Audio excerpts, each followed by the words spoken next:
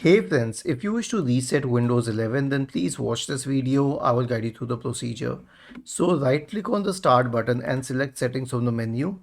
Now go to the system tab on the list on the left hand side. In the right pane, scroll down and click on recovery.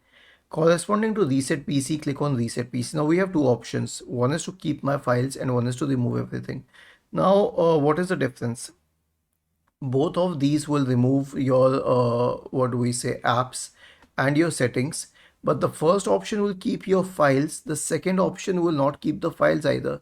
So I'll select this one just in case I have a problem with my computer. Then you can select cloud download or local reinstall. Now I'll tell you the exact difference between them and how to select.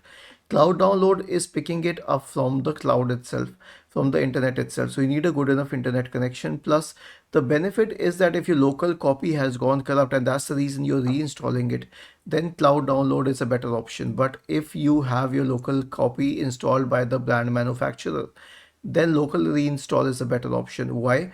Because otherwise you will have to reinstall all of the manufacturer's drivers again. Was this helpful? If yes, then please subscribe to the channel, and if not, then let us know in the comment section of this video on how we could help you further. Thank you for watching this video and have a nice day.